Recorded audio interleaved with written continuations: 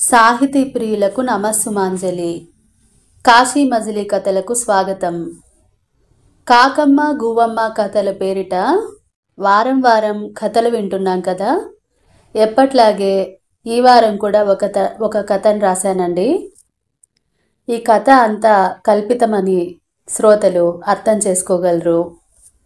కథ ఎలా ఉంది ఏమిటి అన్నది శ్రోతలు వింటున్నారు, కానీ మీ అభిప్రాయాలను కామెంట్ రూపంలో తెలపట్లేదండి. తప్పకుండా మర్చిపోకుండా కామెంట్ రూపంలో తెలపండి. అది నెగటివ్ అయినా పాజిటివ్ అయినా పర్వాలేదండి. మీరు రాసే ఒక్క కామెంట్ వలన నేను మరిన్ని రచనలు చేయడానికి ఎంతగానో ఉపయోగపడతాయి. శ్రోతలు అర్థం చేసుకుని మీకు కథ నచ్చితే ఎందుకు నచ్చింది, నచ్చకపోతే ఎందుకు నచ్చలేదు, ఈ విషయాల్ని తప్పకుండా కామెంట్లో తెలపండి. మరి ఇవాళ మనం వింటున్న కథానిక కాంతమ్మ కాశ్మీర దర్శనం. వినండి. కాంతమ్మ కాశ్మీర దర్శనం. కాశ్మీర దర్శనం, అబ్బా ఎంత బాగుంది.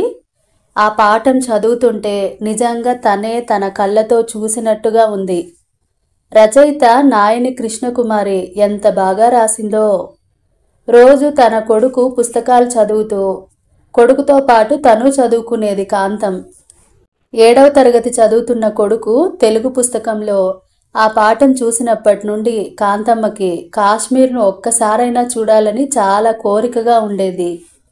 ఆ కోరిక 65 ఏళ్ల వయసులో తీరబోతోంది అని అనుకుంది. కాంతమ్మ విమానం కిటికీలోంచి బయటకి తొంగి చూస్తూ తన కోరికను ఇన్నేళ్ల తర్వాత కొడుకు తీర్చబోతున్నాడు. ఆమెకెంతో తృప్తిగా ఉంది. ఆమె కేవలం 10వ తరగతి వరకే చదువుకుంది. అది కూడా తన తల్లి ఇంటిల్లిపాదితో చిన్నపాటి యుద్ధం చేసి మరీ తనని చదివించింది.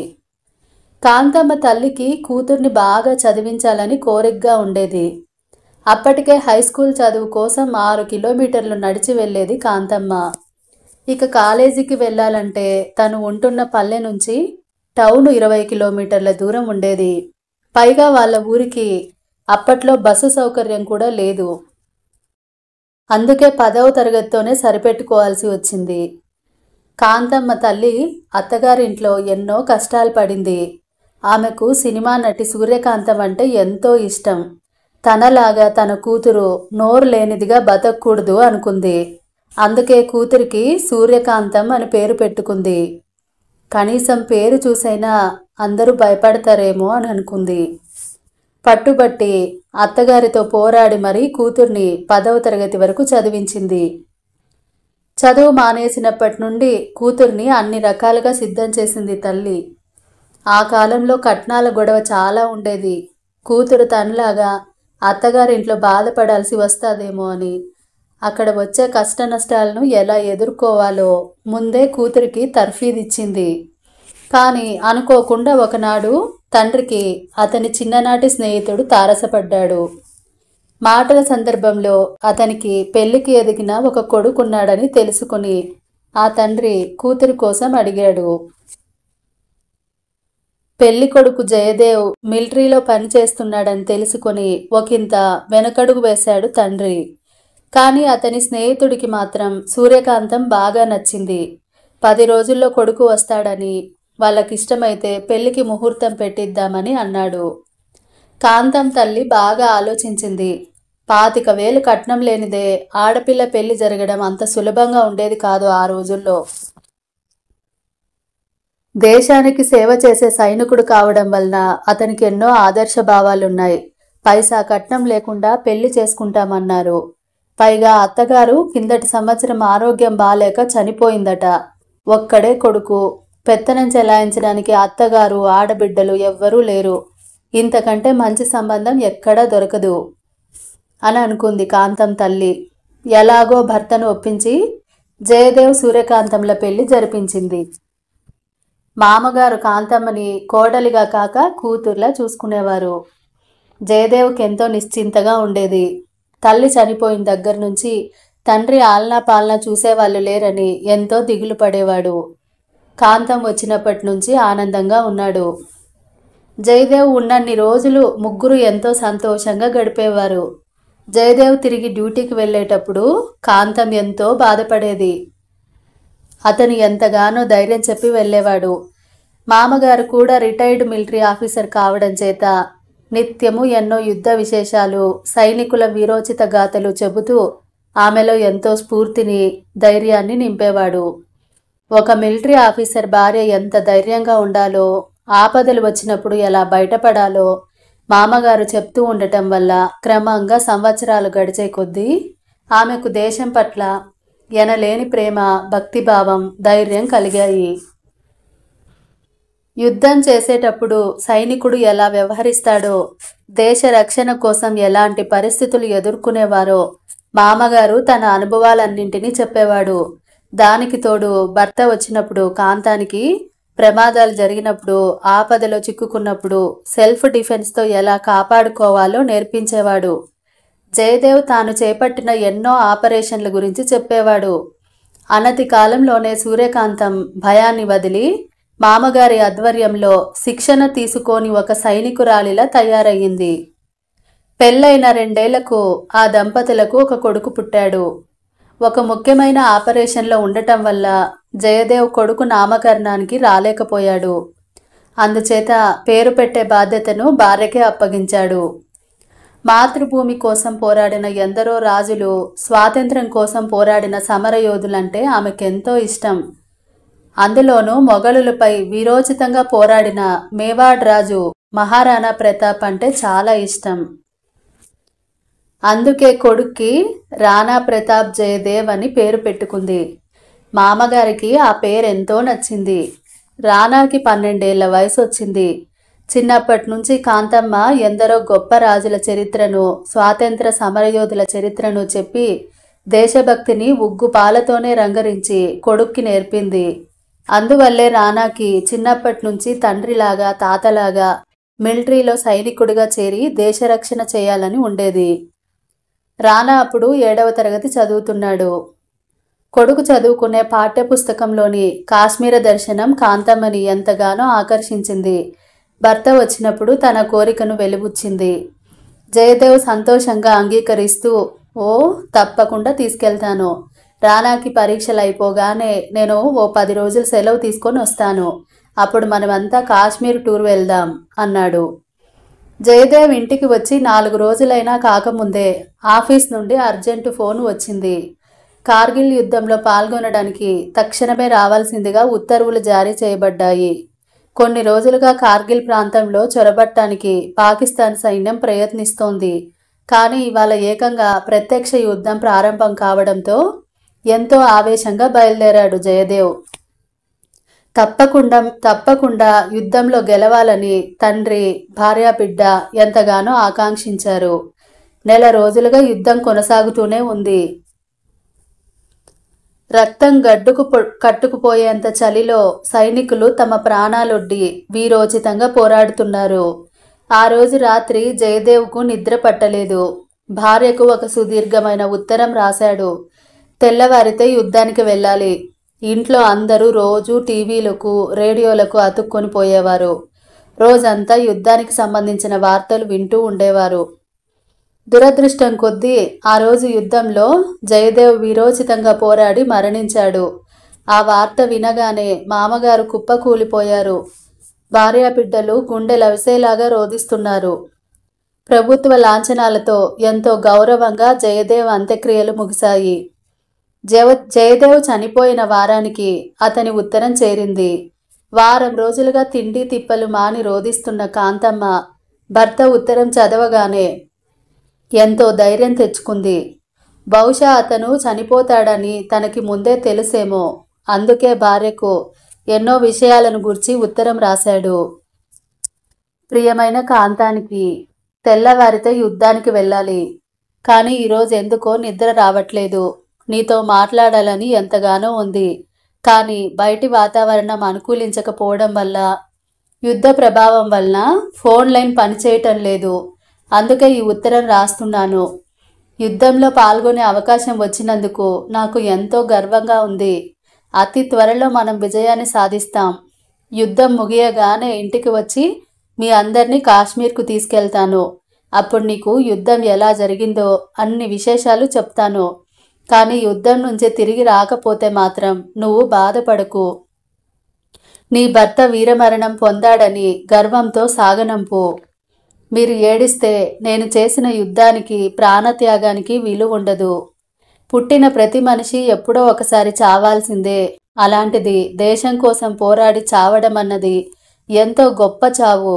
అలాంటి గొప్ప చావును నా భార్యగా నువ్వు గౌరవించాలే కానీ నీ కన్నీళ్లతో నా ఆత్మకు శాంతి లేకుండా చేయొద్దు. నాన్న బాధ్యత, రానా బాధ్యత అంతా నీదే. ఎప్పుడూ ఏడవనని, ధైర్యంగా ఉంటానని నాకు మాటివ్వు. అన్నట్టు నీ కాశ్మీర దర్శనం మాత్రం వాయిదా వేసుకోవద్దు. నేనున్నా లేకపోయినా నువ్వు తప్పకుండా కాశ్మీర్ చూడటానికి రావాలి. అక్కడి నేలలో, ఆ గాలిలో, అణువణువులో నేనుంటాను. మరి నన్ను చూడటానికి వస్తావు కదూ? అదిగో తెల్లవారుతోంది, సమయం అయిపోతోంది. మరి వెళ్ళిరానా? ఇట్లు నీ జయదేవ్. ఆ ఉత్తరం ఇప్పటికీ కొన్ని వేల సార్లు చదువుంటుంది కాంతమ్మ. ఆ ఉత్తరం రాసి ఇప్పటికీ 25 సంవత్సరాలు కావస్తోంది. భర్త రాసిన ఆఖరి ఉత్తరం కావడంతో అది చినిగిపోకుండా లామినేషన్ చేయించింది కాంతమ్మ. ఇప్పటికీ ఆమెకి ఏ సమస్య వచ్చినా, ఏమాత్రం బాధ కలిగినా ఆ ఉత్తరం చదువుతుంది. ఆ ఉత్తరం చదవగానే తిరిగి మామూలు మనిషి అయ్యేది కాంతమ్మ. బతకడానికి కావలసిన బలాన్ని, మానసిక స్థైర్యాన్ని ఇచ్చేది ఆ ఉత్తరం. కొడుకు మరణం కుంగదీసి మామగారు మంచం పట్టారు. భర్త చనిపోయిన సంవత్సరానికే ఆయన కూడా చనిపోయారు. కన్నతండ్రిలా చూసుకునే మామగారితో ఆమెకి ఎంతో అనుబంధం. ఇది ఆమె భరించలేకపోయింది. కానీ కొడుకు కోసం ఆమె బాధను దిగమింగింది. ఇక కొడుకు రానా ప్రతాప్ తండ్రి మరణంతో చిన్న వయసుకే ఎంతో పెద్దరికం తెచ్చుకున్నాడు. అసలు తల్లిని ఎప్పుడు బాధ పెట్టేవాడు కాదు. తండ్రి బాధ్యతను తనే తీసుకుని తల్లి చెప్పినట్టు వింటూ చదువుకోసాగాడు. తండ్రి చనిపోయినప్పటి నుంచి మిలిటరీలో చేరాలన్న పంతం ఇంకా పెరిగింది. పాకిస్తాన్ పేరు చెప్పగానే ఆవేశంతో ఊగిపోయేవాడు. ఏనాటికైనా మిలిటరీలోకి చేరి తన తండ్రి చావుకు బదులు చెప్పాలని ఎంతో పట్టుదలగా ఉండేవాడు. యుద్ధంలో చనిపోయిన సైనికుల కుటుంబాలకు ప్రభుత్వం 25 లక్షల ఆర్థిక సాయం అందించింది. అది బ్యాంకులో రానా పేరు మీద వేసి అతని చదువు కోసం తమ ఊరు గార్గేయపురం వదిలి కర్నూల్లో చేరింది కాంతమ్మ. ఉన్న కొద్దిపాటి పొలం అమ్మి ఆ డబ్బుతో ఊరగాయల వ్యాపారం ప్రారంభించింది. తక్కువ కాలంలోనే వ్యాపారం బాగా సాగి వారి జీవనానికి ఎలాంటి ఇబ్బంది లేకుండా సాగిపోయింది. అనుకున్నట్టుగానే 25 ఏళ్లు కూడా నిండక ముందే ఆర్మీలో చేరాడు రానా. పేరుకు తగ్గట్టే ఎంతో రెబల్గా వ్యవహరించేవాడు రానా. ఉడుకు రక్తం, అందులోనూ తండ్రి చావుకు ప్రతీకారం తీర్చుకోవాలని చేరిన రానా తీవ్రవాదులను వెంటాడి వేటాడేవాడు. కొన్నేళ్లు చైనా బార్డర్లో పనిచేశాడు. ఆ తర్వాత పట్టుబట్టి అతని ఇన్ఫ్లుయెన్స్ అంతా ఉపయోగించి కాశ్మీర్లో పోస్టింగ్ వేయించుకున్నాడు. అతను చైనా బార్డర్లో ఉన్నప్పుడు ఒక కేసు కోసం రా ఏజెంట్స్తో కలిసి జాయింట్ ఆపరేషన్ చేయాల్సి వచ్చింది. అప్పుడే అందులో పనిచేసే మాన్వి శర్మతో పరిచయమైంది. ఆ తర్వాత ఆ పరిచయం ప్రేమగా మారింది. కాంతమ్మ సంతోషంగా పెళ్లి చేసింది. కొడుకు మేజర్గా, కోడలు రా ఏజెంట్గా బాధ్యతలు నిర్వర్తిస్తూ ఉండేవారు. వీలు దొరికినప్పుడల్లా ఇద్దరు కలిసి కాంతమ్మ దగ్గరకు వచ్చేవారు. కొడుకు కోడలు ఇంట్లో ఉన్న వారం 10 రోజులు పండగలా జరిపేది కాంతమ్మ. రకరకాల వంటలు చేసేది. కోడలితో ఒక్క పని చేయించేది కాదు. కోడలు నార్త్ ఇండియన్ కావడం వలన ఆమెతో మాట్లాడటం కోసం హిందీ భాష నేర్చుకుంది. కోడలి కోసం ప్రత్యేకంగా నార్త్ ఇండియన్ వంటకాలు నేర్చుకుంది. రానా మెల్లగా భార్యకు తెలుగు నేర్పించాడు. మాజీ, ప్రతి పని మీరే చేస్తే ఎలా? నాకు వంట చేయడమైనా నేర్పించండి అనేది మాన్వి వచ్చిరాని తెలుగులో. మెల్లగా నేర్చుకుందువులే, ఇప్పుడేమంత అవసరం వచ్చింది అనేది కాంతమ్మ నవ్వుతూ. కోడలు ప్రెగ్నెంట్ అయినప్పటి నుండి కాంతమ్మ కోడలతో పాటు ఢిల్లీలోనే ఉండేది. కోడలికి ఇష్టమైన వంటలు చేస్తూ ఎంతో జాగ్రత్తగా చూసుకునేది. మాన్వి ఇంటికి రాలేని సమయాల్లో తానే స్వయంగా భోజనం తీసుకుని కోడల ఆఫీస్కి వెళ్ళేది. మాన్వి కొలీగ్స్ అందరూ ఆమెను వాళ్ళమ్మ అనుకునేవారు. అత్తగారని తెలిసి ఎంతో ఆశ్చర్యపోయేవారు. వీలు చిక్కినప్పుడల్లా రానా మాన్వి దగ్గరకు వచ్చేవాడు. కోడలికి 9 నెలలు నిండగానే మంచి రోజు చూసి సొంత ఊరు గార్గేయపురం వెళ్లారు. రానా 2 రోజుల ముందే సెలవు పెట్టి ఇంటిని శుభ్రం చేయడంలో నిమగ్నమయ్యాడు. కోడలి సీమంతం ఎంతో వైభవంగా జరిపించింది కాంతమ్మ. ఊరందరికీ భోజనాలు పెట్టింది. కోడలి తరపు పుట్టింటి వారంతా వచ్చారు. తమ కూతుర్ని కాలు కింద పెట్టకుండా చూసుకుంటున్న కాంతమ్మను చూసి వాళ్ళు ఉబ్బి తబ్బిబ్బయ్యారు. పండంటి మగబిడ్డకు జన్మనిచ్చింది మాన్వి. ఆ బిడ్డను చూస్తూ కాంతమ్మ, రానా, అచ్చు మీ నాన్న పోలికేరా, మీ నాన్నే మళ్ళీ నీ కడుపున పుట్టాడు అంటూ కన్నీళ్లు పెట్టుకుంది సంతోషంతో. రానా ఆమెను వారిస్తూ, అమ్మా, నాన్న నీకేం చెప్పాడో మర్చిపోయావా? ఎప్పుడూ ఏడవకూడదు అని చెప్పలేదు అంటూ మందలించాడు. కోడలి సంవత్సరం పాటు మెటర్నిటీ లీవ్ తీసుకుంది. అత్త కోడలిద్దరూ గార్గేయపురంలోనే ఉండేవారు.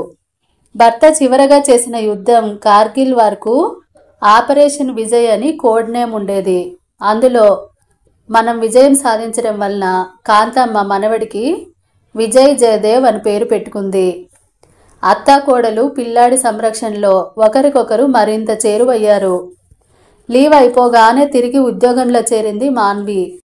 కాంతమ్మ మనవడిని చూసుకోవడానికి కోడలితో పాటు ఢిల్లీలోనే ఉండేది. రానా వచ్చినప్పుడు మాత్రం మాన్వి ఆఫీస్కు సెలవు పెట్టేది. అందరూ ఎంతో సరదాగా గడిపేవారు. పండగలు వచ్చినప్పుడు మాత్రం కొడుకు కోడలికి సెలవు దొరికితే అందరూ కలిసి గార్గేయపురం వెళ్ళి 2 రోజులుండి వచ్చేవాళ్ళు. కాలగర్భంలో 7 ఏళ్లు కలిసిపోయాయి. భర్త చనిపోయిన దుఃఖంలో బాధ్యతల వలన కాశ్మీర దర్శనం మాటే మర్చిపోయింది కాంతమ్మ. మనవడు పుట్టినప్పటి నుండి ఆమెకు తీరికే లేకపోయింది. ఆ రోజు నుంచి భర్త రాసిన ఉత్తరం చదవలేదు. ఒకరోజు తన బట్టలు సర్దుతూ ఉంటే ఉత్తరం కనిపించింది. అప్పుడు ఆమెకు తానింకా కాశ్మీర్ చూడలేదన్న విషయం గుర్తుకొచ్చింది. వెంటనే కొడుక్కి ఫోన్ చేసి రమ్మంది. కానీ అప్పుడు కాశ్మీర్లో పరిస్థితులు అంత బాగా లేవు. వారం కిందటే వైష్ణోదేవి యాత్రకు వెళ్లే భక్తులపై విచక్షణ రహితంగా కాల్పులు జరిపారు ఉగ్రవాదులు. దాదాపు 10 మంది దాకా చనిపోయారని తెలిసి ఎంతో బాధపడింది కాంతమ్మ. ఇలాంటి పరిస్థితిలో తల్లి అక్కడికి రావడము ఎంత మాత్రం ఇష్టం లేదు రానాకి. కానీ కాంతమ్మ ససేమిరా ఒప్పుకోలేదు. వాళ్లకు మనం భయపడటం ఏందిరా, ఇది మన నేల, మనం ఎప్పుడైనా రావచ్చు. అయినా మిలిటరీ ఆఫీసర్ భార్యనయ్యుండి ఆ దరిద్రులకి నేను భయపడటం ఏంటి అంది. కోడలికి కూడా తను ఈ పరిస్థితిలో వెళ్లడం ఇష్టం లేదు. కానీ ఆమె ఎవ్వరి మాటలు వినే పరిస్థితిలో లేదు. కాంతమ్మ ఉత్సాహంగా బట్టలు సర్దుకుంటుంటే 2వ తరగతి చదువుతున్న మనవడు విజయ్, నానమ్మ నేను వస్తానంటూ వెంటపడ్డాడు. కాంతమ్మ విజయ్ని బుజ్జగిస్తూ, చూడు నాన్న, అమ్మకు సెలవు లేదు, అక్కడ నాన్న కూడా చాలా బిజీగా ఉంటాడు. ఈసారి అమ్మకు సెలవు దొరికినప్పుడు అందరూ వెళ్దాం అంటూ మనవడిని ఊరడించింది. ఆ మాట విని మాన్వి కోపగించుకుంటూ, మాజీ, ఇదేం బాలేదు, నేను వస్తానంటే నన్ను రానియకుండా ఇప్పుడు ఇలా వాడితో అబద్ధం చెప్తున్నారేంటి అంది. పిచ్చి పిల్ల, ఇప్పుడు నువ్వు ఎంత బిజీగా ఉన్నావో నాకు తెలుసు. ఈ టైంలో నీ పని వదిలేసి వస్తే మన దేశానికి ఎంత నష్టం చెప్పు. ముందు నువ్వు చేపట్టిన ఆపరేషన్ విజయవంతంగా పూర్తి చేయి, ఆలోగా నేను వచ్చేస్తాను కదా అంది నవ్వుతూ. ఇంతకీ విజయ్ని చూసుకోవడానికి మీ అమ్మ వాళ్ళని రమ్మన్నావా లేదా అంది మాట మారుస్తూ. చెప్పాను మాజీ, బయలుదేరుతారంట, సాయంత్రంలోగా వచ్చేస్తారు అంది. కాంతమ్మ బయలుదేరుతుంటే మాన్వి రానాకు 1,00,000 జాగ్రత్తలు చెప్పింది. రానా నవ్వుతూ, మాన్వి, తను నీకు అమ్మ నాకు అమ్మ, చెప్పు, ఇన్ని జాగ్రత్తలు చెబుతున్నావు అన్నాడు. మాన్వి కోపగించుకుంటూ, తను మీ అమ్మే కావచ్చు, కానీ నాతోనే మాజీకి అనుబంధం ఎక్కువ. అయినా నువ్వెప్పుడో ఒకసారి వస్తావు, మరి నేను ఎప్పుడు మాజీతోనే ఉంటాను, నీకేం తెలుసులే నా బాధ అంటూ ఉడుక్కుంది. కోడలికి తన మీద ఉన్న ప్రేమకి కాంతమ్మ కళ్ళు చెమ్మగిల్లాయి.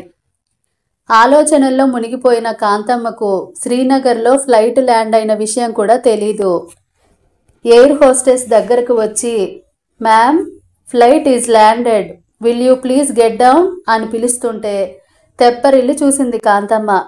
వారం రోజుల పాటు కాశ్మీర్లోని అందమైన ప్రదేశాలన్నీ చూసి పులకించిపోయింది మనసు కాంతమ్మకి. కార్గిల్ వార్ మెమోరియల్కు వెళ్ళి అక్కడ ఉన్న భర్త పేరును ఆప్యాయంగా తడిమి చూసింది. భర్త జ్ఞాపకం రాగానే ఆమె కళ్ళు తడి అయ్యాయి. కానీ కన్నీళ్లను బయటకు రానియలేదామె. ఈ వారం రోజులు రానాకి టైం ఉన్నప్పుడు తల్లి దగ్గరికి వచ్చేవాడు, లేదంటే 4 సెక్యూరిటీ గార్డులను ఇచ్చి పంపేవాడు. రోజు పొద్దున్నే తల్లి తయారవ్వగానే ఆ రోజు ఏ ఏ ప్రదేశాలకు వెళ్లాలో, ఎక్కడ ఉండాలో అన్ని వివరాలు సెక్యూరిటీ వాళ్లకు చెప్పేవాడు. దూర ప్రాంతం అయితే అక్కడే హోటల్ బుక్ చేసేవాడు. దగ్గరి ప్రాంతం అయితే రాత్రి భోజనాల వేళకి కొడుకు రూమ్కి చేరేది కాంతమ్మ. హిమాలయాలను, దేవదారు చెట్లను చూసి పరవశించిపోయేది కాంతమ్మ. తను మళ్ళీ ఆ కాశ్మీర దర్శనం పాఠం గుర్తుకు చేసుకునేది. ఒకరోజు కాంతమ్మ పాండవుల కాలంలో కట్టిన చాలా పురాతనమైన ఆలయం చూడటానికి వెళ్ళింది. ఆ రోజు రానాకి ముఖ్యమైన పని ఉండటం వల్ల అతను రాలేకపోయాడు. గుడికి వెళ్ళాక కాంతమ్మ గుళ్ళోపలికి కూడా ఈ తుపాకులెందుకు, మీరిక్కడే ఉండండి, నేను దర్శనం చేసుకొని వస్తానంది సెక్యూరిటీ వాళ్లతో. వాళ్ళు ససేమిరా ఒప్పుకోలేదు. కానీ కాంతమ్మ వాళ్ళకు అభయం ఇస్తూ మరేం పర్వాలేదు, మీ సార్కి నేను చెప్తానుగా అంటూ వాళ్ళని రానియలేదు. కాంతమ్మ భక్తిగా దైవ దర్శనం చేసుకుని ప్రార్థించడానికి కళ్ళు మూసుకుంది. ఇంతలోనే ఏదో మైకం కమ్మి స్పృహ తప్పిపోయింది. గుడి లోపలికి వెళ్ళి గంటైనా బయటకి రాకపోవడంతో సెక్యూరిటీ వాళ్లకు అనుమానం వచ్చి లోపలికి పోయి చూస్తే ఆమె ఎక్కడా కనిపించలేదు. అక్కడున్న పూజారిని అడిగితే ఒక ఆవిడ వచ్చారు కానీ స్పృహ తప్పిపోతే 2 ఆమెతో పాటే ఉన్న వ్యక్తులు బయటకి తీసుకొచ్చారు అన్నాడు. వాళ్ళకి వెంటనే విషయం అర్థమైపోయింది. అది పురాతనమైన గుడి కావడంతో దానికి 4 ద్వారాలున్నాయి. సందేహం లేదు, ఉగ్రవాదులు కిడ్నాప్ చేశారు అనుకుంటూ రానాకి ఫోన్ చేశారు. విషయం తెలియగానే రానా ఉగ్రుడైపోయాడు. ఉన్న ఫోర్స్నంతా ఆ గుడి దగ్గర దింపాడు. హయ్యర్ ఆఫీసర్స్తో మాట్లాడుతున్నాడు. ఆమెను ఎలా రక్షించాలో వ్యూహాలు రచిస్తున్నాడు. విషయం తెలియగానే మాన్వి కొడుకుని తీసుకొని శ్రీనగర్లో వాలిపోయింది. రాగానే రానాతో గొడవ పెట్టుకుంది. నేను చెప్తూనే ఉన్నానా జాగ్రత్తగా ఉండమని. ఉన్న 4 రోజులు ఆవిడతో నువ్వెందుకు వెళ్ళలేదు? కనీసం నేనైనా మాజీతో ఉంటే ఆవిడికి ఈ దుస్థితి వచ్చేదే కాదు. నన్ను కూడా రానీలేదు మీరు అంటూ కన్నీళ్లు పెట్టుకుంది. రానా ఆశ్చర్యపోతూ, కమాన్ మాన్వి, డోంట్ బి ఎమోషనల్. నువ్వు ఒక రా ఏజెంట్ అన్న సంగతి మర్చిపోయి ఒక సాధారణమైన ఆడపిల్లల ఏడుస్తున్నావేంటి అన్నాడు. మాన్వి కోప్పడుతూ, రా ఏజెంట్ అయితే ఏంటి, నాకు భావోద్వేగాలు ఉండవా? అయినా నువ్వు ఇంత కూల్గా ఎలా ఉంటున్నావు? ఆవిడ మీ అమ్మన్న సంగతి మర్చిపోయావా అంది ఆవేశంగా. ఓకే, కూల్ కూల్, అమ్మకేమీ కాదు, ప్రామిస్. 48 అవర్స్లో అమ్మ నీ కళ్ళ ముందు ఉంటుంది, సరేనా అన్నాడు అభయమిస్తూ. మాజీకి ఏదైనా జరిగితే నిన్నెప్పటికీ క్షమించను అంది మాన్వి. రానా చిరునవ్వు నవ్వుతూ భార్యను దగ్గరికి తీసుకుని, పిచ్చిదానా, ప్లాన్ చేసిందే నేను అమ్మ అయితే ఇంకా ప్రమాదం ఏముంటుంది అన్నాడు. మాన్వి ఆశ్చర్యపోతూ, వాట్, ఏంటి, నువ్వు మాజీ కలిసి ప్లాన్ చేశారా? అసలేం జరిగింది అని అడిగింది. వారం కిందట వైష్ణోదేవి యాత్రికులను చంపేశారు కదా, అప్పుడు అమ్మ చాలా బాధపడింది.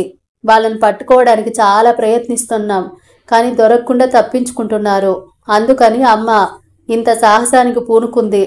ఎలాగైనా వాళ్ళని పట్టుకోవాలని అదే పనిగా సెక్యూరిటీ లేకుండా గుడి లోపలికి వెళ్ళింది. ఇప్పుడు అమ్మే వాళ్ళని పట్టిస్తుంది అన్నాడు. మాన్వి ఉలికిపాటుగా అదిరిపడుతూ, రానా, నీకు పిచ్చి పట్టింది. 65 ఏళ్ల ముసలావిడ ఏం చేయగలుగుతుంది అనుకుంటున్నావు? అనవసరంగా మాజీ ప్రాణం మీదికి తెచ్చావు అంది కోపంగా. అమ్మను ఆ రాక్షసులకు అప్పగించడానికి నేను ఫూల్ అనుకున్నావా? అమ్మ వేసుకున్న షూలో GPS ట్రాకర్ ఉంది. అమ్మ వేసుకున్న చైన్ లాకెట్లో ఒక కెమెరా, అమ్మ కొప్పులో పెట్టుకున్న రాళ్ల బిళ్ళలో ఒక కెమెరా ఉంది. ఒకవేళ అవి వాళ్ళు కనుక్కుంటే అప్పుడేం చేస్తావు అంది ఆమె కంగారు పడుతూ. అందుకే అమ్మ కొప్పు వేసుకుంటుంది కదా, ఆ కొప్పులో జుట్టుతో కలిపి ఒక GPS ట్రాకర్ పెట్టాను అన్నాడు. ఏమో రానా, నాకు భయంగా ఉంది. వాళ్ళు మాజీని ఏం చేస్తారో ఏంటో అంది బాధపడుతూ. ఎందుకంత భయం? అమ్మ ఒక మిలిటరీ ఆఫీసర్ భార్య అని మర్చిపోతున్నావు. అమ్మ అన్ని జాగ్రత్తలు తీసుకుంటుంది. నాకు తెలుసు అమ్మ ఎంత స్ట్రాంగ్గా ఉంటుందో. నా గురించి తెలిసిన వాళ్ళందరూ నాకున్న బలహీనత అమ్మ అనుకుంటారు, కానీ అమ్మే నాకు బలం. ఆవిడ పట్టు పట్టిందంటే ఏదైనా సాధిస్తుంది అన్నాడు నమ్మకంగా. దాదాపు 2 గంటల తర్వాత నిద్ర లేచిన కాంతమ్మ చుట్టూ చూసి తమ ప్లాన్ సక్సెస్ అయినందుకు మనసులోనే సంతోషపడింది. తుపాకులు పట్టుకున్న వ్యక్తులు ఇద్దరు ఆమె దగ్గరికి వచ్చారు. ఏం ముసల్దానా, ఎక్కడున్నావో అర్థమైందా అని అడిగాడు ఒకడు. అర్థమైందన్నట్టు తలూపింది కాంతమ్మ. బాత్రూం వెళ్ళడానికి కట్లు విప్పమంది. ఒకడు వచ్చి కట్లు విప్పాడు. ఆమె లేచి ఆవులిస్తూ బాత్రూంకు వెళ్ళింది. ఆ ఇద్దరు వ్యక్తులు అయోమయంగా చూసుకుంటూ, అదేంట్రా ముసల్ది ఏడుస్తుంది, కాపాడమని అరుస్తుంది అనుకుంటే ఆవులిస్తోందేంటి అని అనుకున్నారు. కాంతమ్మ బయటికి వచ్చి కోపంగా చూస్తూ, బాత్రూం నీట్గా లేకపోతే నాకు చిరాకు, పోయి క్లీన్ చేయి అంది. ఆ మాటతో ఒకడు కోపంగా చూస్తూ, ఏయ్ ముసల్దానా, ఇది నీ ఇల్లు అనుకున్నావా? ఆర్డర్లు వేస్తున్నావు, చంపేస్తానంటూ గన్ చూపించాడు. ఆమె పగలబడి నవ్వుతూ, 65 ఏళ్ల ముసల్దాన్ని చూసి భయపడుతున్నారా మీరు? తుపాకులు చూపిస్తున్నారు. భయం మీకా నాకా అందామె గట్టిగా. మాకు భయమా? ఏం కూసావే అంటూ ఒకడు కొట్టడానికి చెయ్యి లేపాడు. వెంటనే ఆమె వాడి చెయ్యి వెనక్కి తిప్పి నెత్తి మీద గట్టిగా మొట్టికాయలు వేసింది. హే అల్లా అంటూ వాడు నెత్తి రుద్దుకున్నాడు. తల్లిలాంటి దాని మీద చెయ్యి ఎత్తుతావా చెత్త నా కొడుక, పోయి చెప్పిన పని చూడు అంది గద్దిస్తూ. వాడు వెళ్ళిపోయాడు. ఇంకొకడిని చూస్తూ, నువ్వు పోయి కాఫీ తీసుకురా అంది. వాడు కూడా గన్ చూపిస్తూ, ఇదేం హోటల్ అనుకున్నావా అన్నాడు. నువ్వు నన్ను చంపేస్తే జైల్లో ఖైదీలుగా ఉన్న మీ వాళ్ళంతా రోజుకొకరు శవాలుగా నదిలో తేలుతారు. వాళ్ళని విడిపించడానికే కదా మీరు నన్ను కిడ్నాప్ చేశారు అందామె నింపాదిగా. ఈ విషయం నీకెలా తెలుసు అన్నాడు వాడు బెరుగ్గా. ఒరే దద్దమ్మ, నేను ఒక మిలిటరీ ఆఫీసర్ భార్యను. మీరు ఎలాగైనా చంపాలని ఎదురు చూస్తున్నారే. మేజర్ రాణా ప్రతాప్ జయదేవ్, అతడికి తల్లిని. ఏమనుకుంటున్నారు నా గురించి? నా ప్రాణం కోసం మీ కాళ్ళ మీద పడతాననుకున్నారా? వెళ్ళు, పోయి మంచి కాఫీ తీసుకురా, స్ట్రాంగ్గా ఉండాలి అంది. ఇంతలో ఉగ్రవాదుల నాయకుడు వచ్చి, నమస్కారం మేం సాబ్, మీరేమీ భయపడవద్దు, మా పని జరగగానే మిమ్మల్ని వదిలేస్తాం అన్నాడు నవ్వుతూ. ఇక్కడెవరు భయపడుతున్నారా పింజారి వెధవా అందామె. అతను ఆశ్చర్యపోయాడు. ఇంతలో ఒకడు కాఫీ తీసుకొచ్చాడు. ఆమె కాఫీ తాగి, రాత్రి భోజనానికి ఏం చేస్తున్నారు అని అడిగింది. వాడు ఆలోచించి రోటీ అన్నాడు. నాకు అన్నము, వెజిటేరియన్ కూర కావాలి, నేను నాన్ వెజ్ తినను అందామె. వాళ్ళ నాయకుడు గన్ గురి పెడుతూ, ఏంటి మర్యాదగా మాట్లాడుతుంటే ఆర్డర్లు వేస్తున్నావు అన్నాడు. ఆమె గన్ను దించి వాడికి గట్టిగా తొడపాసం పెట్టింది. వాడు కెవ్వున అరిచాడు. ఇదేంట్రా, ఈ ముసల్దానికి భయమే లేదు అని అడిగాడు వాడు. ఏం చేస్తాం భయ్యా, ఇది మిలిటరీ వాడి తల్లి కదా, అందుకే ఇలా ఉందేమో అన్నాడు వాడు.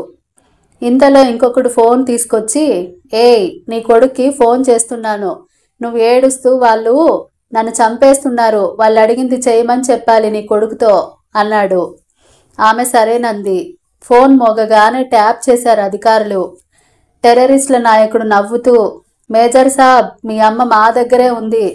జైల్లో ఉన్న మా వాళ్ళని వదిలేకపోతే మీ అమ్మ శవం కూడా మీకు దొరకదు అన్నాడు.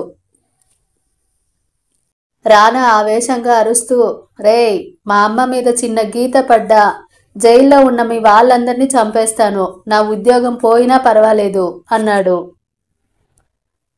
ఎందుకు సాబ్ అంత నారాజు అవుతావు? ఇదిగో మీ అమ్మతో మాట్లాడు అంటూ ఫోన్ ఆవిడకిచ్చాడు. కాంతమ్మ ఫోన్లో మాట్లాడుతూ, నాన్న నేను క్షేమంగా ఉన్నాను, నువ్వేమీ భయపడొద్దు, అంతా మంచి జరుగుతుంది అంది.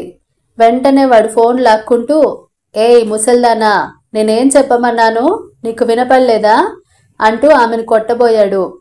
ఆమె చప్పున వాడి చేయి గట్టిగా పట్టుకుని మణికట్టు మీద ఉన్న నరాలపైన తన వేళ్లతో గట్టిగా పొడిచింది. అంతే, వాడు చేయి పట్టుకొని గిలగిల్లాడిపోయాడు. ఈ దెబ్బతో వాళ్ళ నాయకుడికి నోట మాట రాలేదు. హే అల్లా, ఇది మామూలు ముసల్ది కాదు, ఇదేదో మర్మకళను నేర్చినట్టుంది, కాస్త జాగ్రత్తగా ఉండండి అంటూ హెచ్చరించాడు. అప్పట్నుండి అందరూ ఆమెతో మర్యాదగా నడుచుకున్నారు. ఆమె అడిగినవన్నీ తెస్తున్నారు. ఏదైనా తేకపోతే ఇలాగే మొట్టికాయలు తొడపాసాలు పెట్టేది. దాంతో ఆమె దగ్గరికి వెళ్ళాలంటేనే బెంబేలెత్తిపోయేవారు. ఈలోగా రాత్రి కాగానే ఆమె భోంచేసి పడుకుంది. వాళ్ళ నాయకుడు తల పట్టుకుని కూర్చుంటూ, సైతాన్ ఇప్పటి వరకు మనల్నందరినీ పరుగులు పెట్టించింది. మన వాళ్ళందరినీ వదిలేయగానే ఈ ముసల్దాన్ని చంపేయాలి. అప్పుడు ఆ మేజర్ చచ్చూరుకుంటాడు అన్నాడు కసిగా. ఇంతలో కరెంటు పోయింది. రే, ఒక కొవ్వొత్తిని తీసుకొచ్చి ఆ ముసల్దాన్ రూమ్లో పెట్టండి, లేకపోతే అందరినీ చావబాదుతుంది అన్నాడు ఒకడు. ఒక ముసుగు వేసుకున్న వ్యక్తి కొవ్వొత్తి తీసుకొని వచ్చి కాంతమ్మ గదిలోకెళ్ళి ఆవిడ నెత్తుకొని భుజాన వేసుకుని బయటకొచ్చాడు. ఆ ఇంటికి దూరంగా చెట్టు కింద ఉన్న ఒక కారులో ఆమెను కూర్చోబెట్టాడు. ఆమెకు మెలకువ వచ్చి చూసింది. కారులో మాన్వి కనిపించింది. మాజీ అంటూ ఏడుస్తూ కౌగిలించుకుంది మాన్వి. ఆ వెంటనే కరెంటు వచ్చింది. అప్పటికే మిలిటరీ ఫోర్స్ అంతా వాళ్ళను చుట్టుముట్టారు. పారిపోదామనుకున్న వాళ్లను నిర్దాక్షిణ్యంగా చంపేశాడు మేజర్ రాణా ప్రతాప్. గాయాలతో లేవలేని వాళ్ళు మాత్రం వాళ్ళ చేతికి చిక్కారు. ఎన్నో ఆయుధాలను స్వాధీనం చేసుకున్నారు. దాదాపు 30 మంది దాకా చిక్కారు. మిగిలిన వారు కాల్పుల్లో చనిపోయారు. ఆపరేషన్ ఆకర్ష విజయవంతం అయ్యింది. మొదట ఈ ప్లాన్ గురించి చెప్పినప్పుడు లెఫ్టినెంట్ జనరల్ ఒప్పుకోలేదు.